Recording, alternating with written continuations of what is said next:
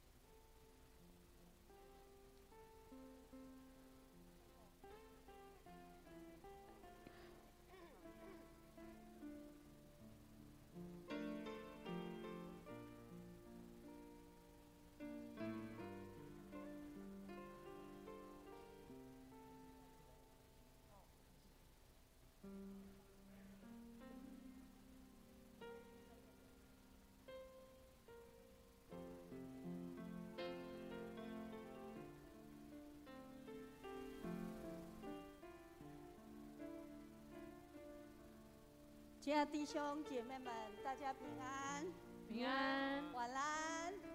晚安。非常高兴能够看到大家，我们能够在实体见面。那我们就让我们的心敞开，交托给圣灵，求圣灵来带领我们今天晚上的聚会，因为我们要从他得着圣灵的力量，得着他的帮助，我们要在他里面得以平安。所以这个时候我们一起来看诗篇32篇的第7节，我们一起来读一遍，请。你是我藏身之处，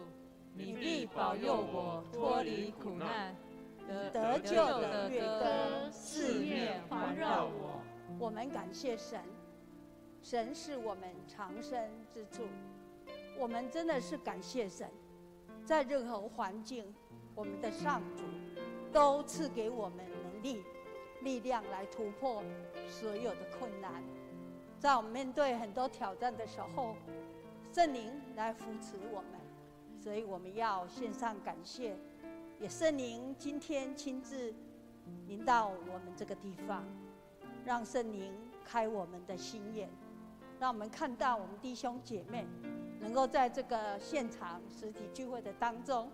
我们看到他们脸上是充满神给他们的祝福的脸，上帝的脸是看着我们，对着我们，为着我们，所以我们就一起用感恩的心，我们预备我们的灵，让我们今天来到神的面前，有圣灵亲自带领，我们献上我们的聚会，在我们灵里面，我们感谢，我们也再一次在神的面前，将你心中的重担卸下，同时邀请弟兄姐妹们，现在把你自己摆在神的面前，把你自己摆在神的面前。经过1个礼拜了，在这个疫情还是非常非常的严峻当中，我们看见那个确诊人数还很高，但是我们何等恩典，在神的保守之下，我们能够来到现场，我们的心刚强，不惧怕，我们能够在实体来聚会，所以我们一起起立好吗？我们为了今天晚上美好的聚会，圣灵与我们同在，我们来献上我们的感谢，我们同时也把自己摆上，我们开口一起来祷告。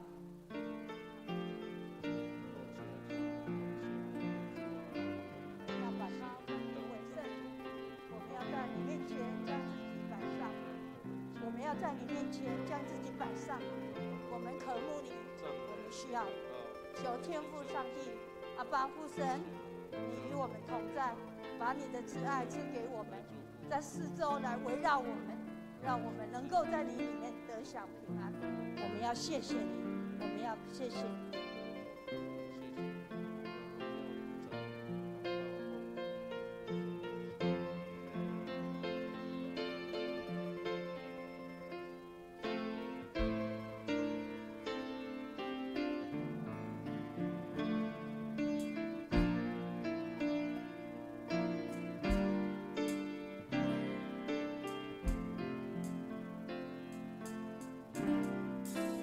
我的眼光和心思，单单注视你，哦耶稣，随着你心律动，甜蜜的灵来充满我，放下为自己做主的，放手交给你，我的主，我愿使你欢喜，对你的爱不断永留。我生命之心全然为你，如同香膏倾倒，无悔的付出，只愿愿你心的满足。我生命气息全然为你，如同香膏倾倒，全心来献上最深刻真挚的爱。我的眼光和心思，单单注视你，哦耶稣，随着你心律动，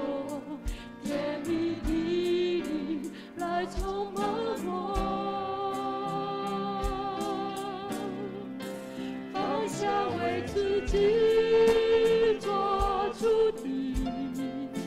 放手交给你，我的主。我愿使你欢喜，对你的爱不断永流。我生命气息全然为你，如同香膏倾倒，无谓的付出，只愿你心的满足。我生命气息全然为你，如同香膏倾倒，全心来献上最深刻真挚的爱。我生命气息全然为你，如同香膏倾倒，无谓的付出，只愿你心的满足。我生命气息全然为你，如同香膏倾倒，全心来献上最深刻真挚的爱。我生命气息全然为你，如同香膏倾倒，无愿的付出，只愿你心的满足。我生命气息全然为你，如同香膏倾倒，全心来献上最深刻真挚的爱。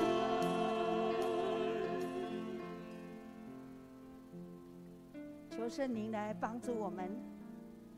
激励我们每一个人，在我们的生命中全然为他，我们属于他。为这件事情我们感谢，也为着阿爸父神天天的保守眷顾我们，救赎我们，让我们成为他的儿女。在这个时候我们属他，阿爸父神亲自的在你的左右，圣灵在你心中，我们来献上感谢。特别我们为了今天来到神的面前，这样实体的聚会，何等感恩，何等恩典。我们开口一起来祷告。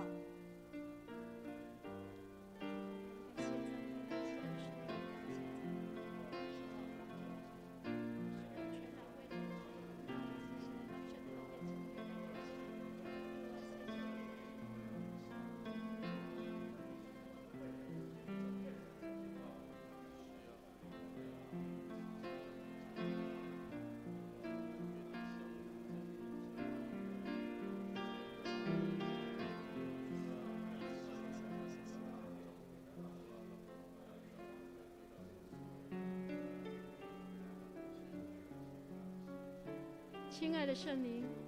感谢你让我明白了生命的意义，让我们真实的感受到主的大能与大爱。感谢主知道每时每刻我们都需要你，赐我们勇敢的信心，甜蜜的灵充满浇灌我们，引导我们每一个脚步都能行在你的旨意里。感谢圣灵带领我们单单仰望你，更多的来充满我们，帮助我们把眼光更多的转向你，用真实的爱吸引我们归向你。感谢圣灵让我们能够体会圣经里那位打破玉瓶，将宝贵的真拿达香膏浇灌在耶稣头上的玛利亚的心境，选择那最好的福分，深深的来爱你，带领我们富强弟兄姐妹的生命气息，全然为你，以单纯的心来敬拜我们的天父，调整我们的心思意念，遵从你，放下还为自己抓住的一切，把主权交给上主来掌权，更多思念上面的事，而不是地上的事。感谢你赏赐我们的一切够用的恩典，我们要以歌颂赞美来讨主你的喜悦。无论是做任何事，都是为了荣耀上主而做。我们愿你欢喜，我们愿你心得满足。上主，你的救恩时刻同在，我们要来献上感恩。感谢上主，你的爱极其的广大，在我们还是罪人的时候，你赐下独生爱子来救赎我们。主耶稣，我们感谢你降世为人，你被钉十架流出的宝血来拯救我们，让我们从此有了永生的盼望。感谢圣灵，你时刻的充满我们，洁净我们的心思意念，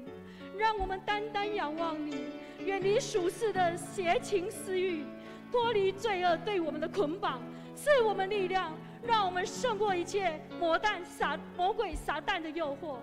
使我们有属天的智慧，明白回应上主的大使命，召唤我们的时候，我们能够勇敢的行出来。上主，我们愿你的灵光照我们的生命气息，全然为你。感谢上主时刻与我们富强的弟兄姐妹同在。我们祷告是奉靠主耶稣基督得胜的名祈求，阿们。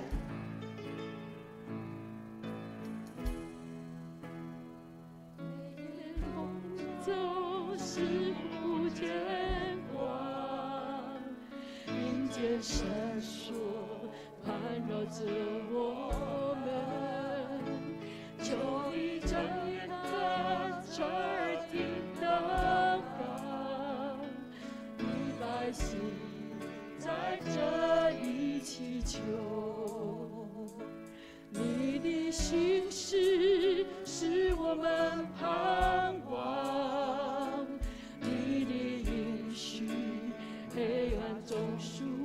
光。你闭着眼看，侧耳听祷告，这百姓是你所爱。黑夜笼罩，黑夜笼罩，似乎不见光，阴间绳索缠绕着我们。求你睁眼看，侧耳听祷告，你百姓在这里祈求。你的心事是我们盼望，你的应许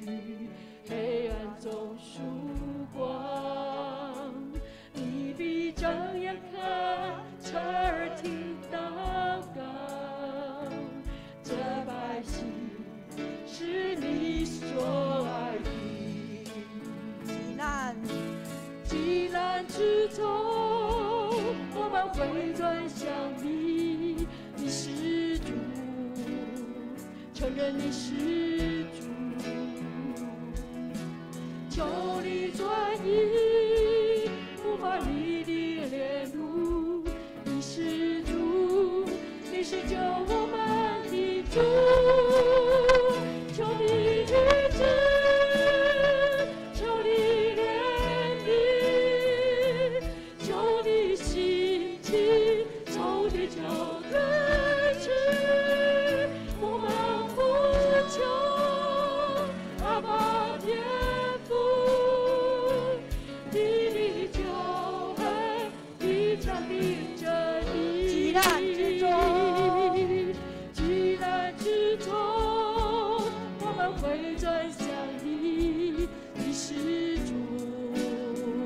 承认你是主，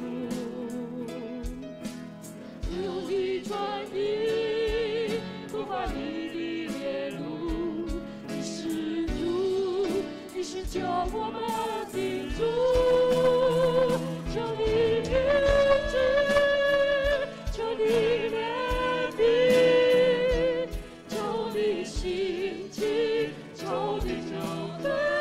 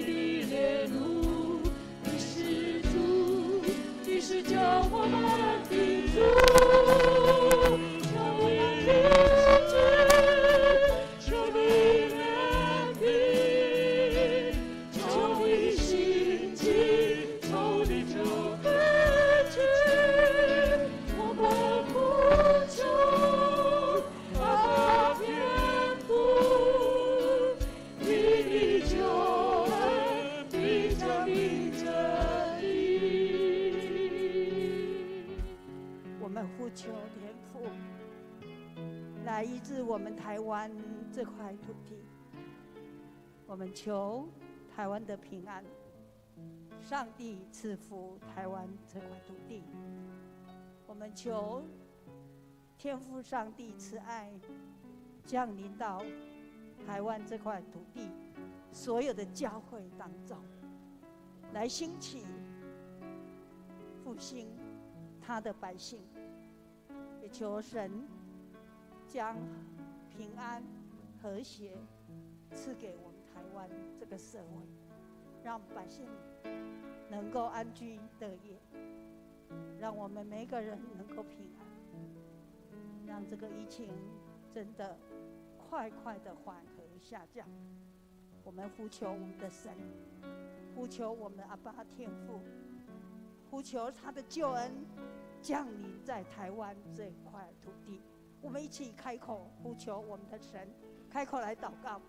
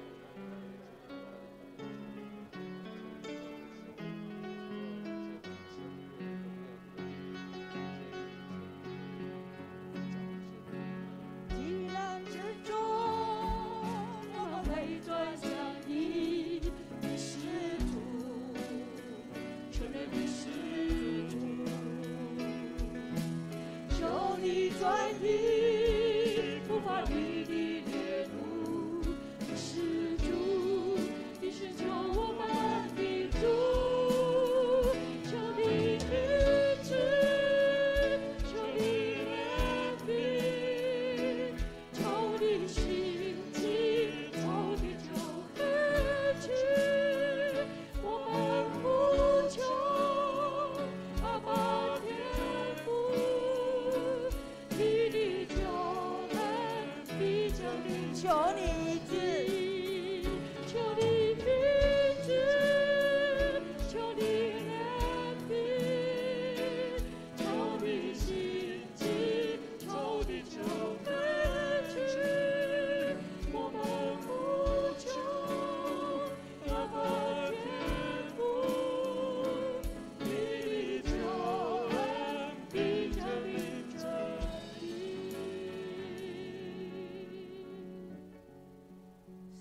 啊，父神，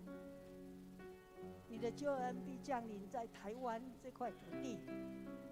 你的医治必降临在这里，让我们享有你的平安，让你的教会荣耀你的名，你的百姓们都能够在你救恩上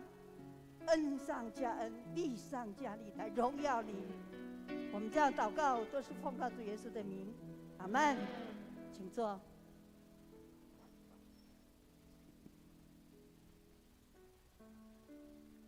我们一起来看一段经文，《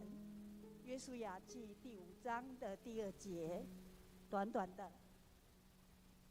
你制造火石刀，第2次给以色列人行割礼。好，我们再一次来，你制造火石刀。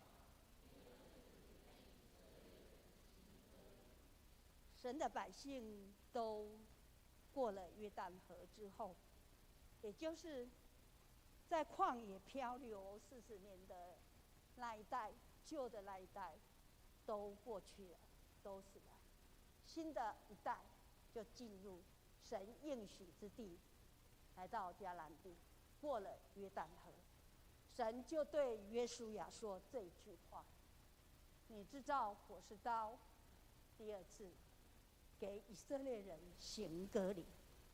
于是整个以色列百姓都在那地行割礼了。那时当地其他的人民也有各不同的印记，他们也有他们所谓的割礼。所以在当时的其他民族，也许他们的印记是刺青、烙印，或是不同的方式来表示他们属于他们敬拜的某种宗教。我们在创世纪的17章第1节、第4节到14节，就在告诉我们，给身体行割礼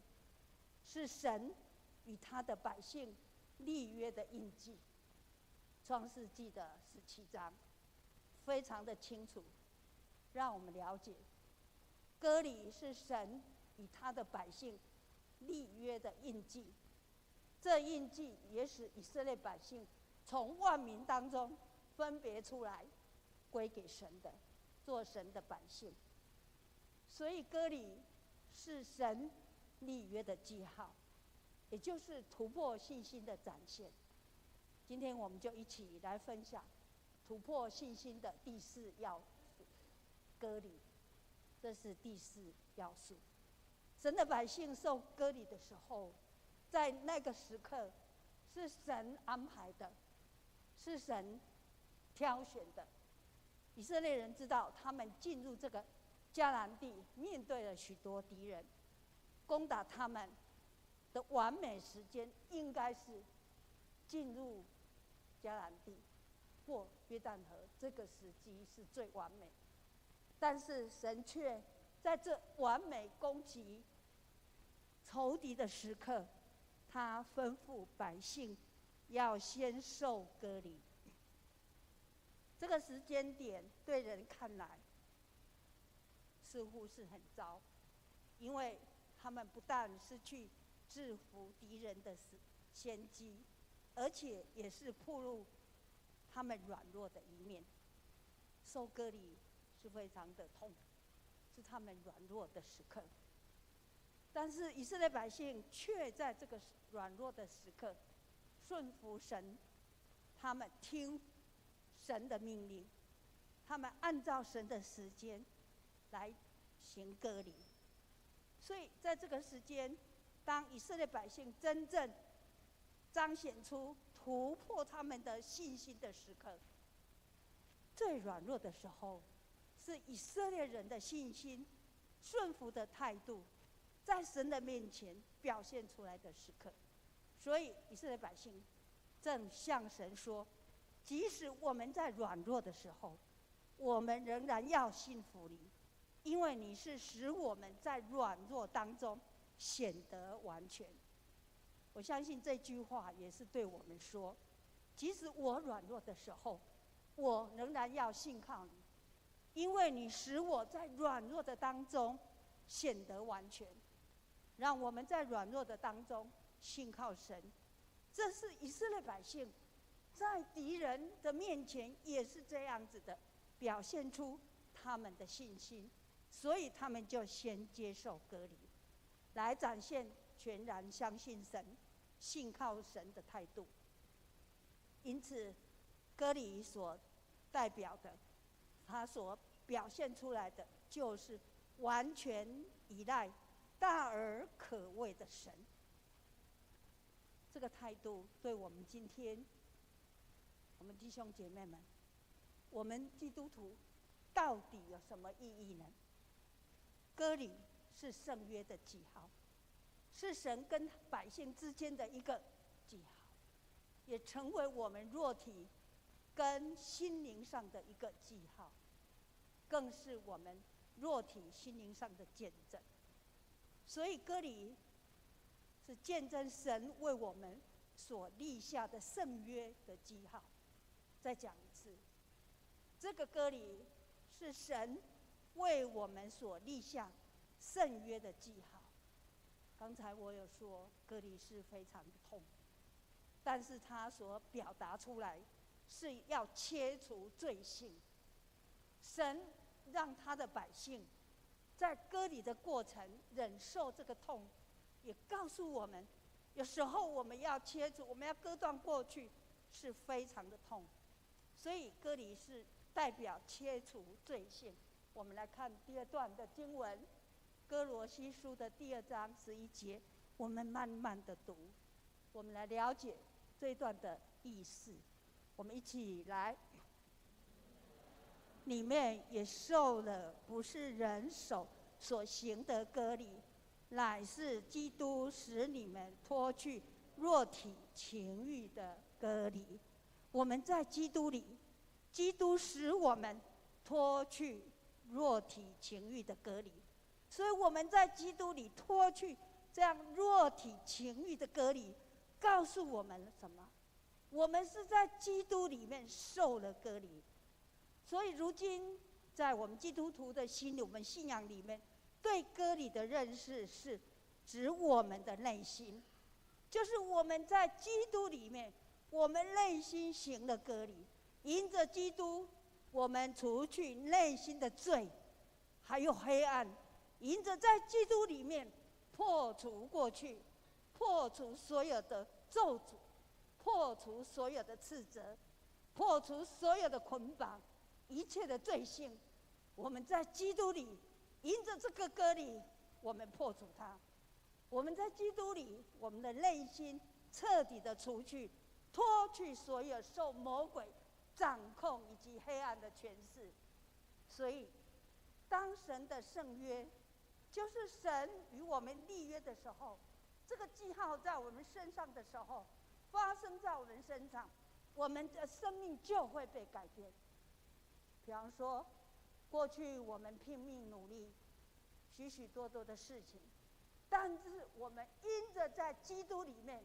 我们脱去肉体情欲的割礼的时候，会改变我们的思想，我们会过着跟以前不一样的生命。我们的意念，我们的思考会被更新，我们个人生命，我们全家的关系也会因着基督，我们全然更新的。所以我们必须在基督里受割礼，领受圣洁，使我们进入他的圣洁，使我们在基督的割礼、耶稣的宝血里面成圣。我们在耶稣的宝血里面罪得赦免，让我们经历神的同在。如果我们没有这样，我们经历不到神的同在。没有错，我们有许许多多的困难挑战。即使今天我们面对这一些的挑战困难，以色列百姓他们进到迦南地的脚步的时候，他们要面对的是许许多多的挑战，但是他们是全然信靠神，相信神，来接受割礼。一样的，我们在信仰的生命当中，我们也要依靠神，全然相信神的全能会继续带领我们向前行。我们要在基督里祈求基督的灵、上帝的灵来牵引我们，让我们的心谦卑祈求圣灵来引导我们进入基督的圣洁的隔离，让我们有圣洁的心灵，让我们借着耶稣基督的宝血，这个隔离拯救我们。求神来帮助我们，因着他的圣洁，我们成圣；也因着他的圣洁，我们生命得胜。我们再来的生命是一个荣耀的生命。我们在基督里是成为新的人了。我们不要再让过去捆绑着你的那一种心思意念捆绑。我们要宣告，我们要在主里面宣告，耶稣基督救我们脱离这个弱体的情欲，让我们进入他的生命里面。我们一起来唱这一首诗歌，复兴圣洁，求耶稣的宝血遮盖，圣灵帮助你，让你愿意把你心中的这一些的污秽，我们彻底交托给神，让我们在罪里面得胜。我们来透过这一首诗歌，我们认罪祷告，祈求圣灵来帮助我们，耶稣进入我们的心。主，求你复兴我心中的圣洁，使我心完全洁净，使我重新有正气。主，求你。复兴我心中的圣洁，将我分别为圣，主你荣耀珍贵起我的身体。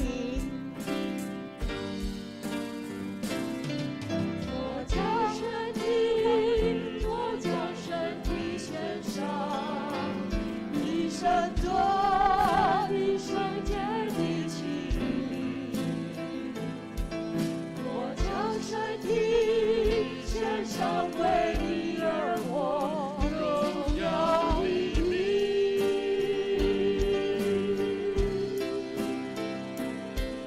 我将身体献上当作活祭，你圣座的圣洁的器皿，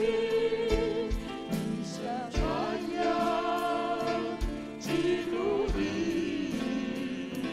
生命。我将身体，我将身体，我将身体献上，一生做一圣洁的器皿。我将身体献上为你而活，荣耀你名。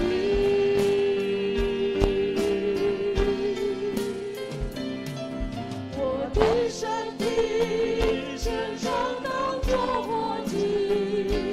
一生做一圣洁的器皿，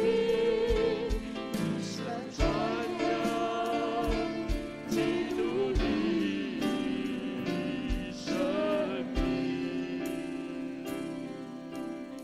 我们来到十字架前，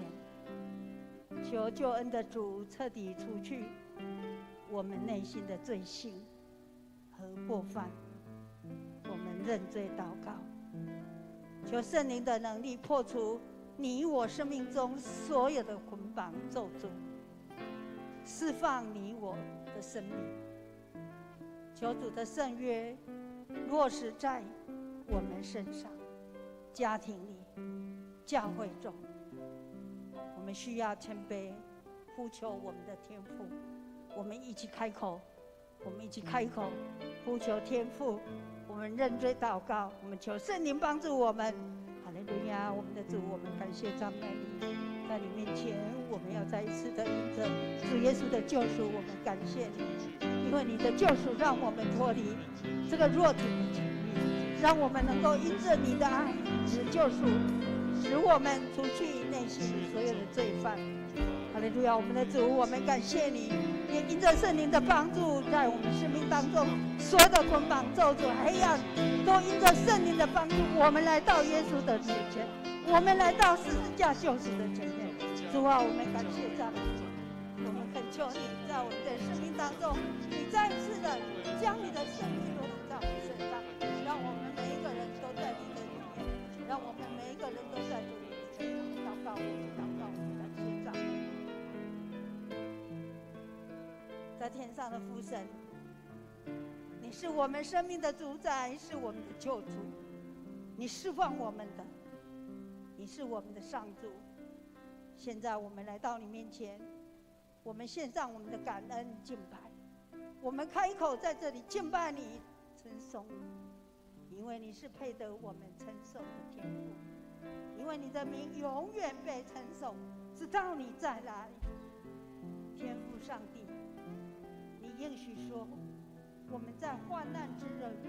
求告你的时候，你必搭救我们。我们在患难的时候，我们如果能够回转归向你的时，我们祷告求告你，你就要救赎我们。我们要感谢你，我们要相信，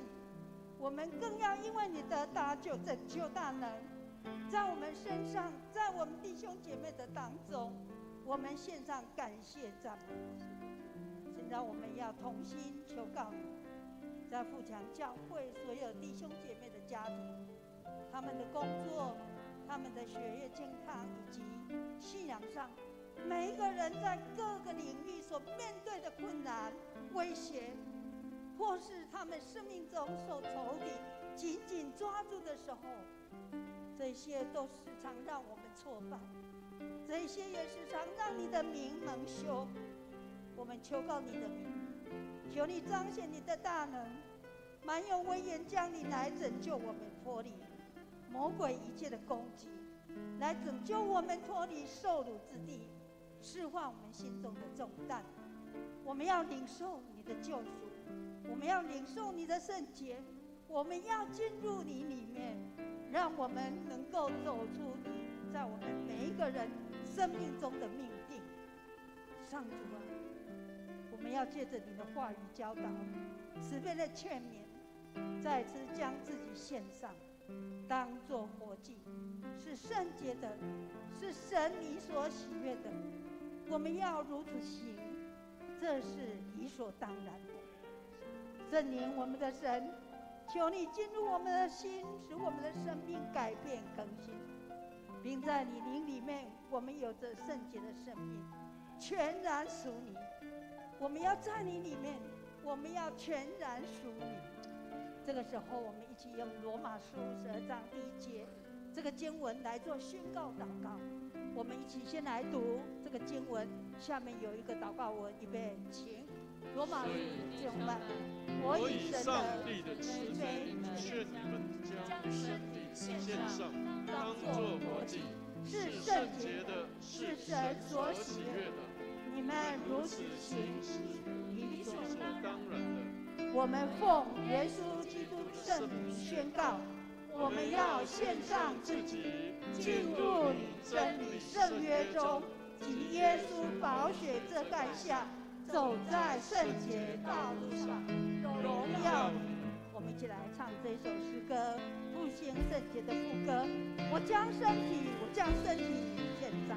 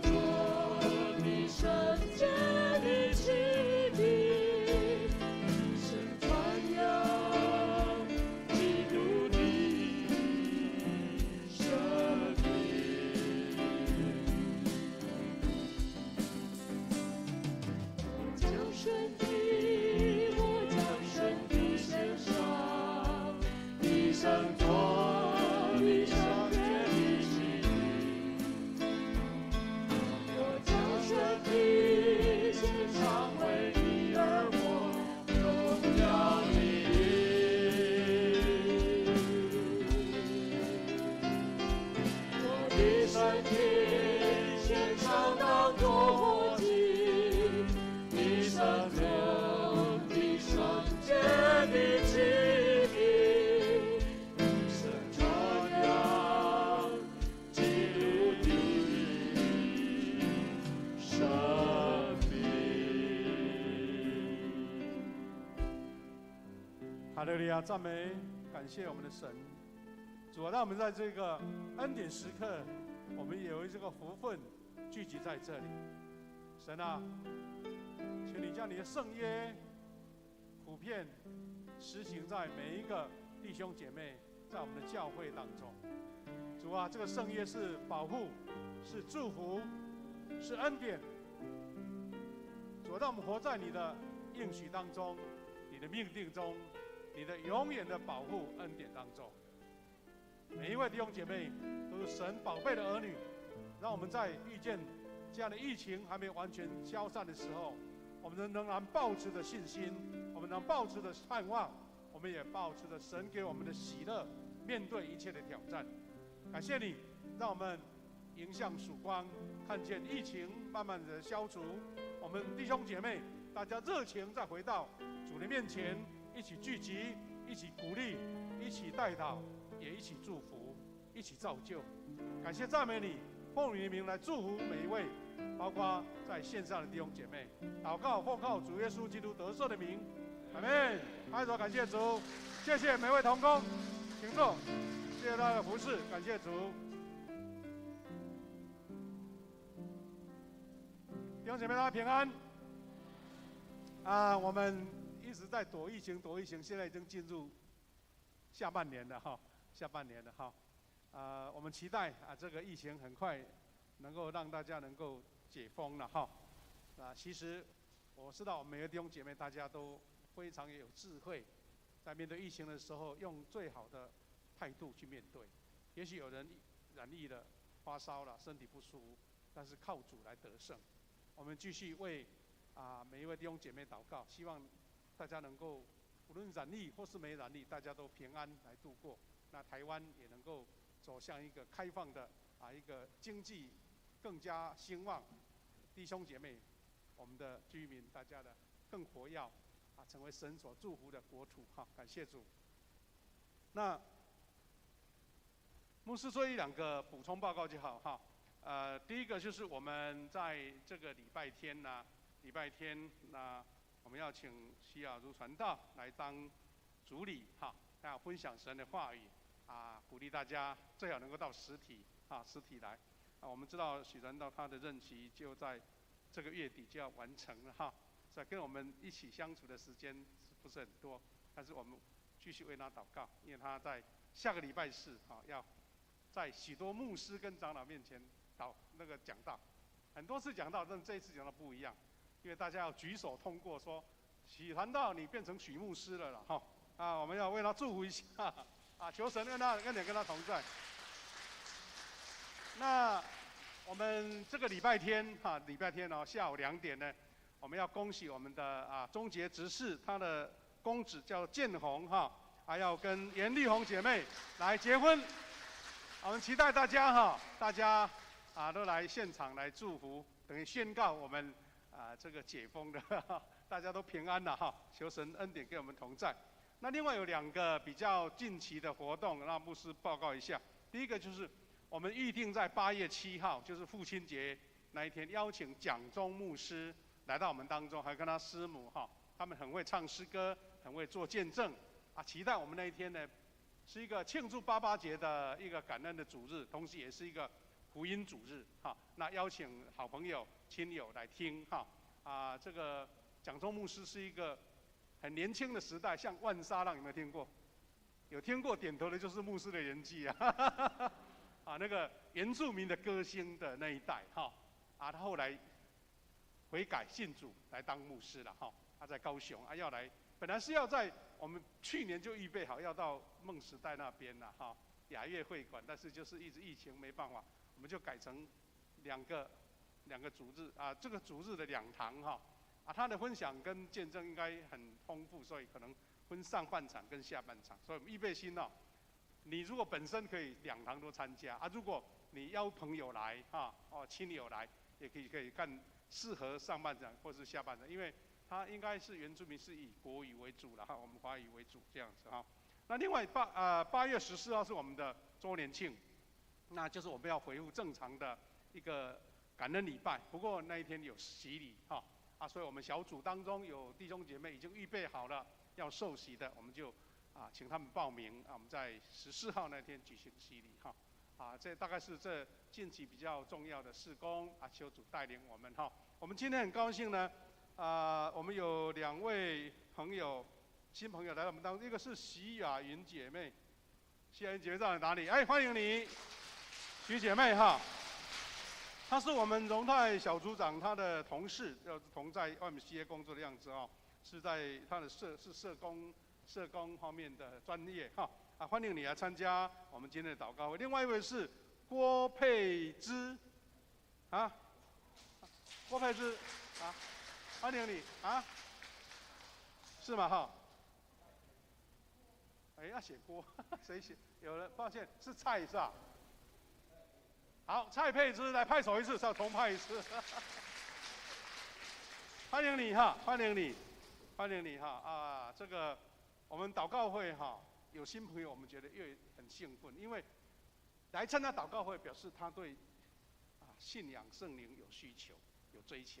所以我们期待常常开始每一个礼拜都有新朋友来参加今天我们很多小组也开放要实体聚会了我们场地都预备好了愿大家今天有个美好的聚会好，我们给隔壁祝一下，说我们迎向曙光好。大家都平安哦这里好，大家开始聚会了，小组聚会，谢谢。